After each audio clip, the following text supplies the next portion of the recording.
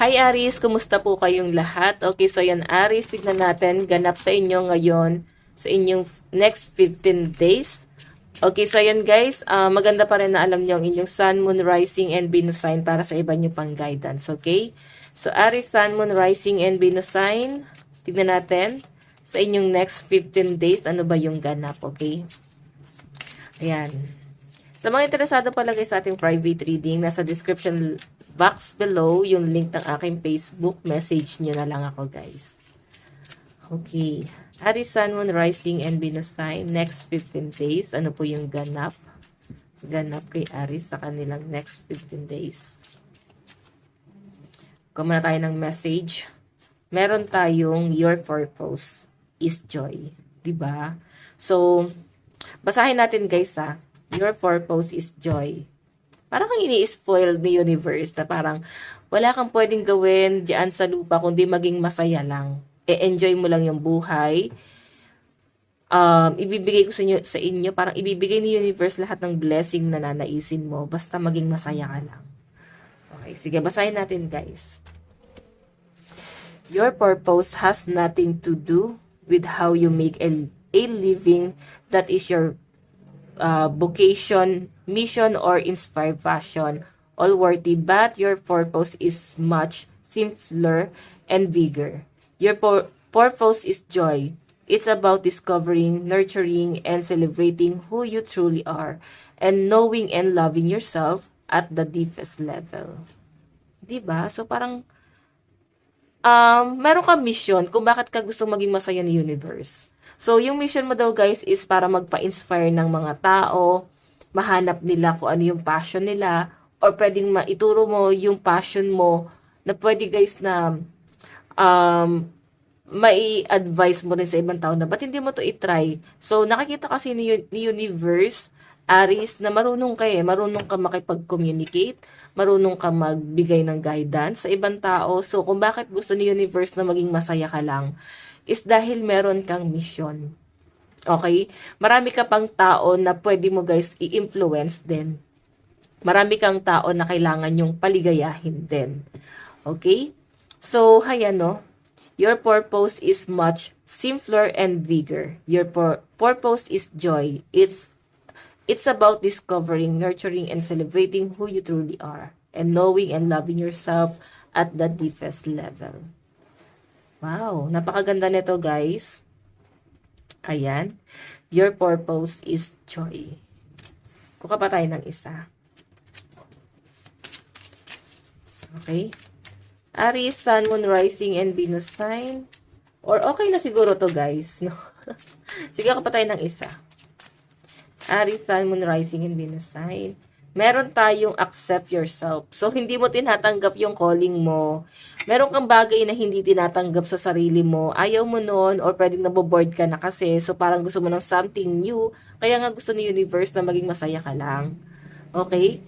Kasi meron kang kailangan tanggapin na binibigay niya sa inyo. Na parang, ito na yung nararapat para sa inyo kasi ito yung mission mo eh. Okay? Basahin natin guys. Whilst there's a time and place for self-improvement, today focus is on everything that's already great about you. Let go of who you think you should be and fall madly in love with who you are in this moment. Okay, when you accept yourself exactly as you are, you shift from living for tomorrow to appreciating today. Accept yourself, sweetheart. Okay. Kakasabi ko lang guys, meron kang kailangan tanggapin sa sarili mo. Okay? And blessing yan guys, ni universe para sa inyo. Pwede kasi guys ng ganito naboboard ka. Or literal na naboboard ka na sa buhay mo na parang ano na kaya yung purpose ko sa mundo? Parang gusto mo ng something new na hindi mo pa nagagawa or gusto mo ng something na nakaka-excite pa.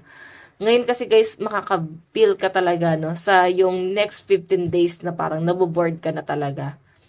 Okay, na parang Lord, I want something new. Parang gano'n. Okay, so meron kang kailangan tanggapin. Merong binibigay sa inyo sa universe, calling, kailangan mong tanggapin to or mahalin mo rin yung sarili mo. Meron kang kailangan tanggapin sa talent mo na yan na binibigay na sa inyo. Okay, then yung purpose mo sa mundo guys is maging masaya. So, piliin mong maging masaya, Aries. Tignan pa natin, Aries, Sun, Moon, Rising, and Venus sign sa inyong next 15 days. Aries, Sun, Moon, Rising, and Venus sign next 15 days.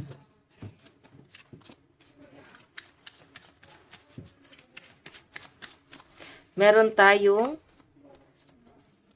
10 of Pentacles, inheritance, wealth, fortune, family, tradition. So, may nakikita ko guys, celebration, ayan. Sa mga, 'di ba? Pwede kasi guys na magse-celebrate kayo ng Pasko na sama-sama kayo ng family mo. Okay? May nakikita rin ako dito guys, well, ibig sabihin magiging maganda din yung daloy ng pera mo. May paparating talaga na blessing. Yung iba sa inyo, ayan. Marami din guys lalapit sa inyo, no? Parang porte mo na mag-share talaga ng blessing sa iba. And kaligayahan mo rin guys yung parang alam mo yun, nagbibigay ng blessing sa kanila. Okay? Kasi nakukuha mo rin naman yung blessing galing kay universe. So, i-share mo rin siya, guys. Or kung mapipil nyo, guys, next 15 days mo is merong blessing na dumarating. So, sinasabi rito na i-try mo rin siya, guys, na i-share. Kung sobra-sobra sa salop, no? Sa salop. Kung nag-uumapaw, yung sobra ipamigay. Kesa masayang. Okay, so yan guys, sabi naman dito mag-celebrate ka kasama yung family mo, and napakaganda daw guys ng magiging Christmas mo dito. And pwedeng sa New Year na din, no? Napakaganda nung nakikita ko dyan. Aries, Sun, Moon, Rising, and Venus sign next 15 days. Aries, Sun, Moon, Rising, and Venus sign sa kanilang next 15 days. Meron tayong, wands. Arguments, aggressive, chaos, competition. So, ito naman guys, pwedeng lumalabas yung Page of Pentacles. Merong naiinggit sa inyo, merong makikipagtalo dahil sa pera.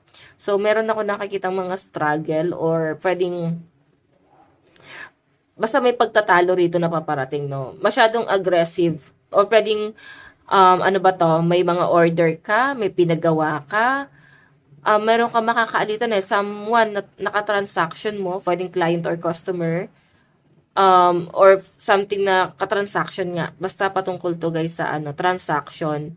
Pwedeng mauubos ang pasensya mo dito. Pwede kasing matagal. Ang tagal ng service nila guys. So, pwedeng magkakaroon ka rin guys ng disappointment, no? Ayan. Magkakaroon ka ng disappointment dito sa pinapaayos mo, sa pinapagawa mo, sa kung ano man yung ipo-pursue mo next 15 days. Ayan, ikaw yung nakikita ko guys na parang maiinis, pinipilit mo, pinipigilan mo yung sarili mo na magalit, pero I think hindi mo rin talaga guys mapipigilan kasi nakikita nyo na parang wala man lang pagsisisi dyan. Okay, so magkakaroon ng argument. Competition, so may nakikipag-compete sa mga Aries. Pwedeng dahil sa kaperahan nyo, maganda yung daloy ng pera mo, maganda rin yung takbo, no, ng pamilya mo, maganda yung ayos, maayos yung relationship mo sa family mo, maraming naiinggit sa inyo kasi parang ikaw, maayos ka, nabibigyan mo pa rin ng direction yung buhay mo. Tignan natin, Aries, Sun, Moon, Rising, and Venus sign. Aries, Sun, Moon, Rising, and Venus sign sa kanilang next 15 days. Next 15 days po ni Aries. Meron tayong energetic, talkative, vigilance, use your head. So, mararamdaman nyo daw guys sa next 15 days, napakadaldal mo. Okay, gamitin mo daw yung utak mo kasi pwede magkakaroon guys ng disappointment sa inyo. Like, oh my God, bakit ako masyado naging madaldal? Baka may malalasing sa next 15 days, no? Sa Pasko, baka may malasing.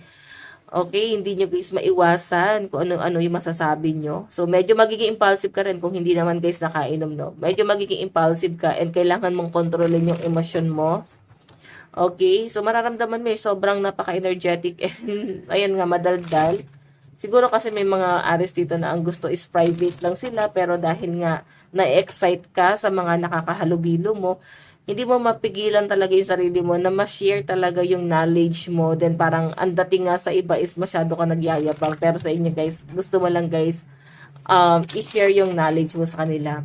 So piliin mo na lang guys, no? Hanggat hindi tinatanong sa inyo, wag nyo guys i-share. Unless magtanong sila, pero kung hindi guys, wag na. Kasi hindi naman lahat ng tao mapiplease natin. Hindi naman lahat ng tao gusto ko ano man yung gusto natin, okay? Tignan natin guys, ano naman ang inyong advice. Advice po ni Aries. Meron tayong create adventure, take a risk, venture forward. Wow. So, wag ka daw matakot na sumugal.